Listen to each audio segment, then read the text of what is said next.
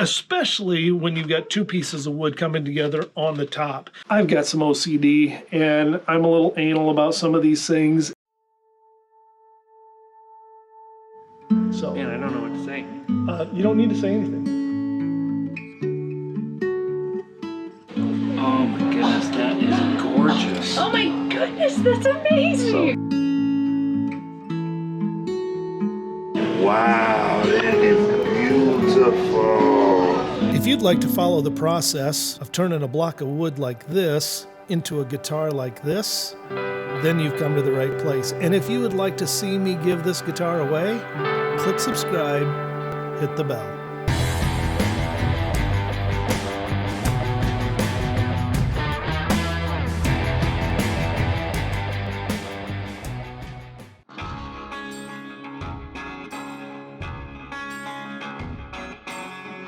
Well, as you can see, I am stepping up my game.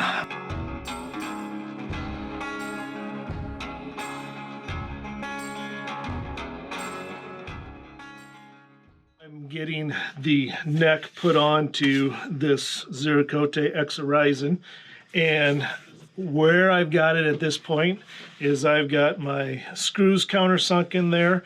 I do this a little different than what I would do with most normal guitars. I've covered this many times, so if you've never watched before, go back and watch how I do necks and the reason why I do it.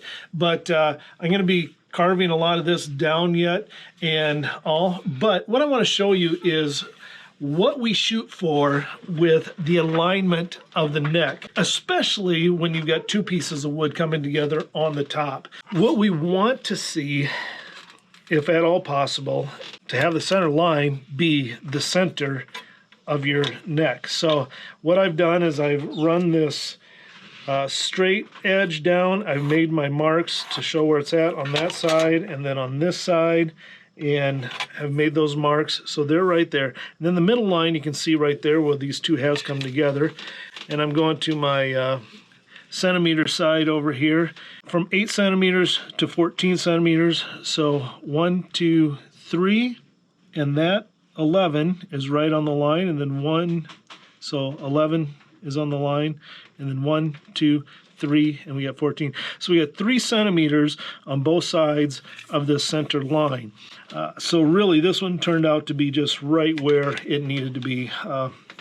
Perfectly lined up, which is wonderful. That's what we want to see. I'm going to make marks around my heel here as to where it's at right at the moment, because I'm going to be shaping this neck up so that as it comes up, and this is going to be very tapered by comparison to what it is right now.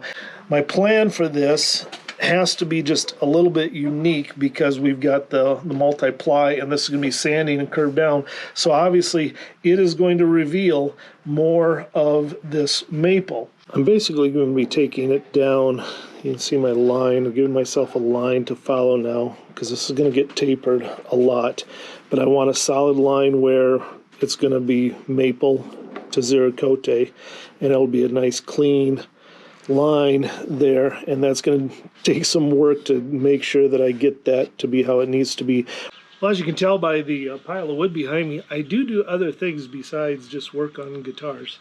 We're going to shape the back heel for both the guitar that I'm going to be giving away as well as this one. They're going to be shaped a little bit slightly differently because I got to watch the way that I carve this so the Zerakote has a nice smooth transition around there. The other thing is, my Patreons have spoken, and we're going to stain this yellow. We're going to probably do like a combination stain and paint of yellow. Still got to figure out exactly what tints, and if I add in a little bit of orangish to it, if it bursts at all, got to figure that out yet. But yellow it is. Patreons, you have spoken. So we'll do that. The neck for this is about ready as well. So we're gonna actually make some really good progress with this one now as we go, because we'll be almost on track with both of these as I build them now. And I want to have this one done as soon as I possibly can. But I've got Kyle Smith's guitar coming to me on Sunday night, and then I'm going to have to focus some hours on getting that one done and getting that to him because he's been waiting a long time for this guitar. So it's about time that we get that one finished and sent to him. I'm going to start off with the 60 60 grit sandpaper, which will be pretty aggressive.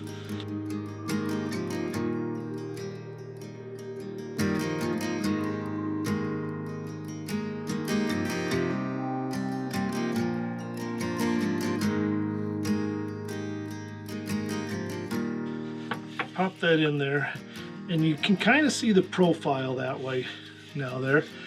And the profile is such that it feels really good as you come up with your hand. It's not this big bulky square there.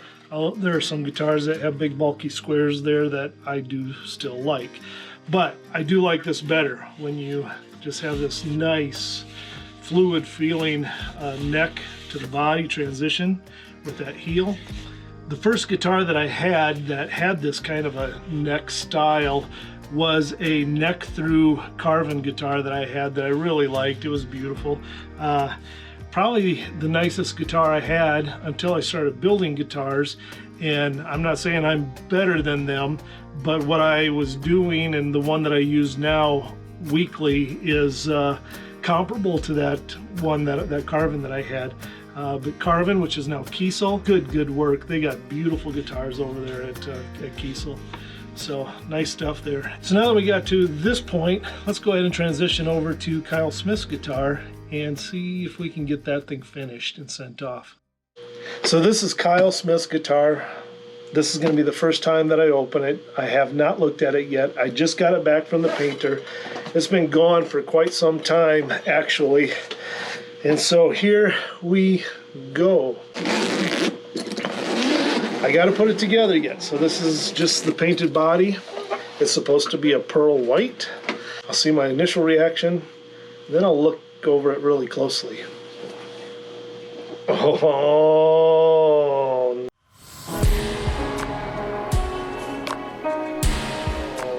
nice color. Very nice. Nice color. It is looking good. Now I need to do the close-up inspection of it. A few weeks ago, I did a video that I posted about how I did this back plate and got it to blend in, and I was really pleased with it and all. And I put out a question asking, how does a person get a back plate that would match exactly, like here's an example. How would I match this so that what would be inside here would be the exact same wood grain as what's there, as opposed to something like this? And Eric Allen, another luthier, responded and showed us how he does it. Pretty ingenious, really. He makes sure that he starts with a guitar body that is thick enough, about 1/8 to 1/4 inch thicker than what the body is that he's going to need. He routes out the space of the cavity, and then he cuts that off, and then that's going to be his back plate, and he's got the exact same pattern of wood there. So you could do something like that. For what this cost, if it was that much thicker, it would definitely cost more to do that. That's how you do it. Now it's time for me to look at it through a little bit more of a fine scope here.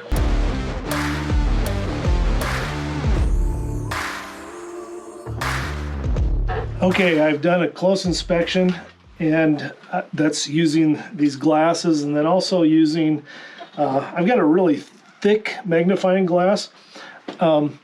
My dad was legally blind from the time that he was a young boy because he had rheumatic fever when he was young. And so he was a bulldozer operator. He never had his driver's license because he couldn't pass the test because he couldn't see that well. But anyway, so I've got some of these really thick magnifying glasses. So in doing a close inspection on here, I want to say overall, this gentleman who painted it did a really good job. Love the color and all. Clear coat is nice and shiny. There are a couple of spots that I need to fix. So this is definitely not a put down for him. It's just, I've got some OCD and I'm a little anal about some of these things. So there's a couple little spots that I'll show you. In fact, I'm going to put some pictures that I took. One of the 3 spots I can't even see in normal light.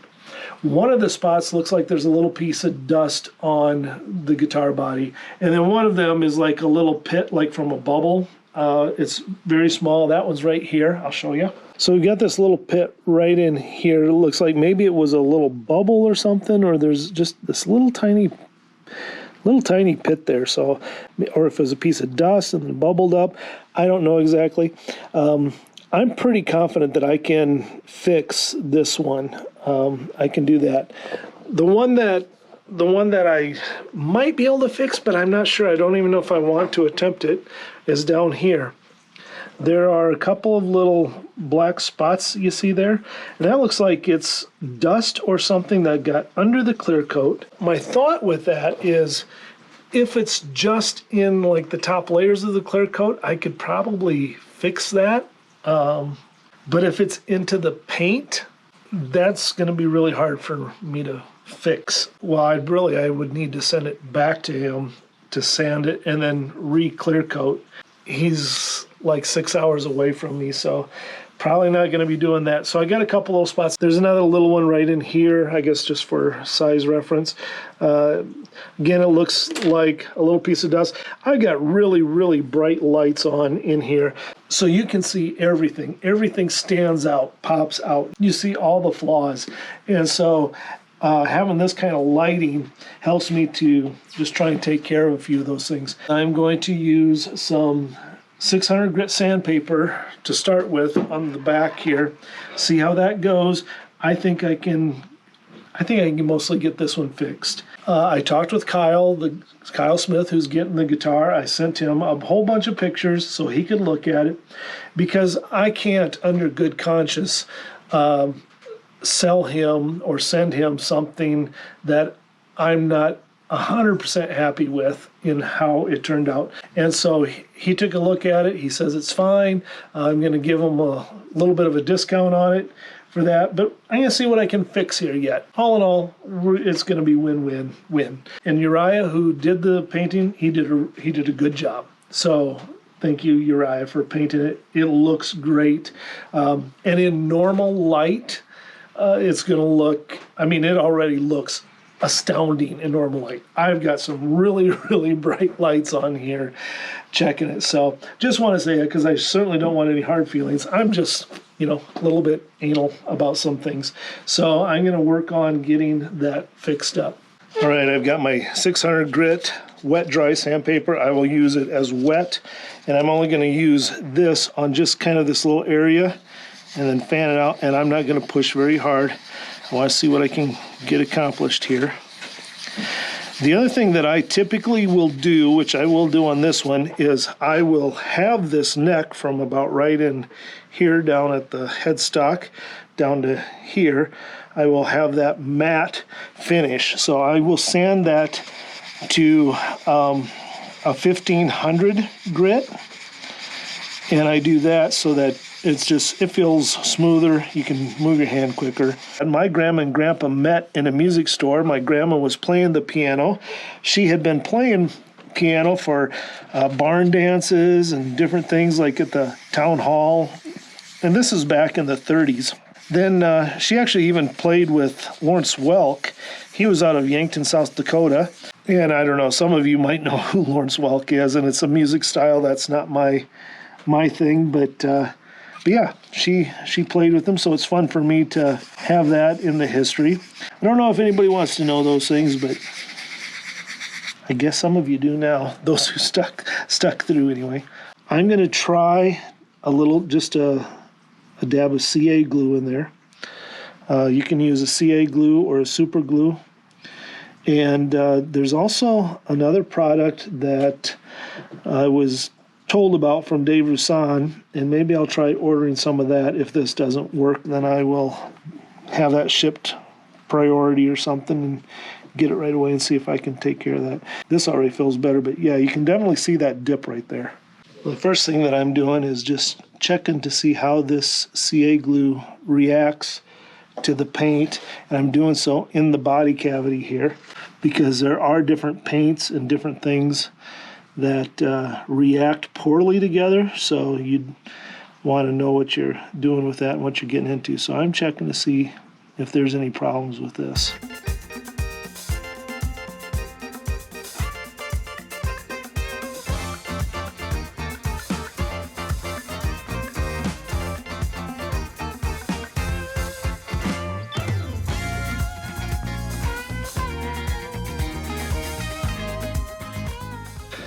All right, it's the next day from the last clip that you saw.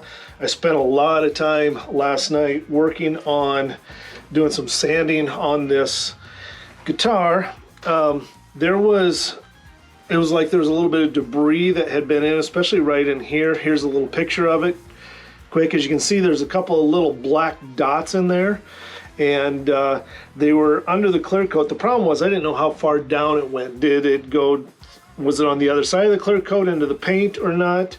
And so I spent time sanding, and here you can see now I've got those black dots gone. I've also sanded to take off the orange peel that was on there. Now, orange peel, if you don't know what I'm talking about, is when you spray with clear coat, a lot of times it'll have these little waves in because it doesn't always just dry completely smooth. I had told them that I would do like the final sanding on it and stuff. So now where I'm at is I am up to the 2000 grit sandpaper that I'll be using on the body. And then I will go to 2500, then I go to the 3000, and then I'm going to be polishing up today.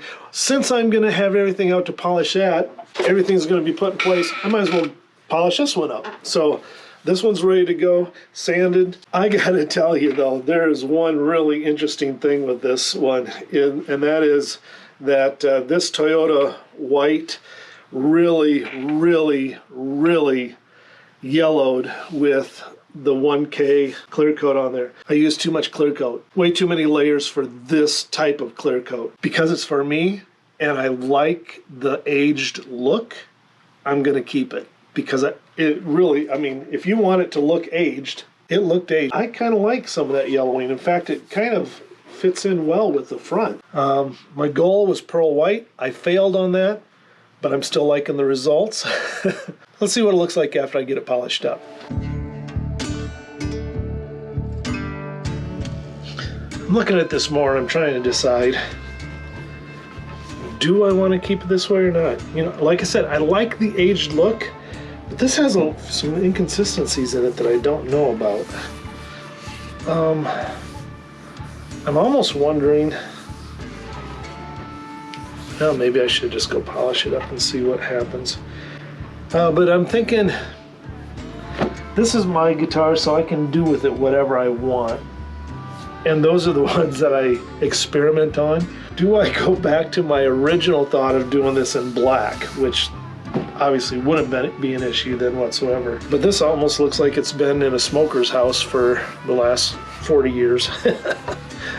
I just don't necessarily know if that's what I want either. Okay, I've gotten to the point where I'm ready to start polishing out. Now, polishing, I use what would be a little bit of a wet polish on it. I use Wizard's Turbo Cut and then Fine Cut.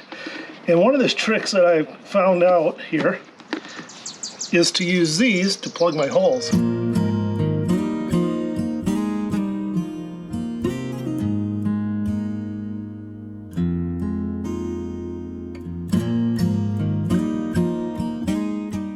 Well, I've been sweating outside for a little while and I'm all full of compound. This has really shined up nice now. You can probably see the shine in it. This one is like glass, which I like. I really like it to be shiny, including the fretboard and all there. Turn that over.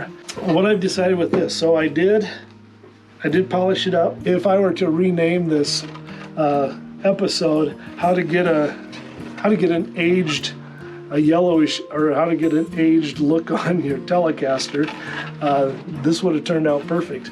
But I was shooting for pearl white on this with the Dupli-Color. This has a maple top right up here, and then mahogany on the back. And where it's maple and where it's mahogany, you can't tell the difference. So that means that yellowing has to be the 1K by Dupli-Color. I would be very cautious about using that. I mean, it seems good and hard, and it has polished up, not as bright as and glossy as what that has. The other possibility is, and I'm not ruling this out, guys, is maybe I've just got some things to learn. Well, just like 3, 4, 5 coats maybe, no more than like 5 coats of the Dupli-Color 1K. That might have turned out okay. That might not have yellowed the way it did. Since I am used to using this and I do 21 coats with that, guess what I did with this? That's right. I got probably somewhere around 20 coats of poly on this, and that's too much of the 1K for it to not yellow. This isn't just something that I have found out because as I've been doing a little research and stuff, this has been an issue that guys have had, is yellowing. Would not be a problem whatsoever if this was on maybe a brown guitar or a sunburst guitar even. I do still kind of like this with that aged look to it. So I'm going to put it together. I still actually have to do the neck for this one, but I'm going to put it together. I'll use it, and if I get sick of it, I know a guy that can refinish it. Hey guys, thanks for watching. Next time you're going to see me putting this white cloud style guitar together for Kyle Smith, and we're going to get that shipped off to him. Keep fighting for joy. We'll see you next time.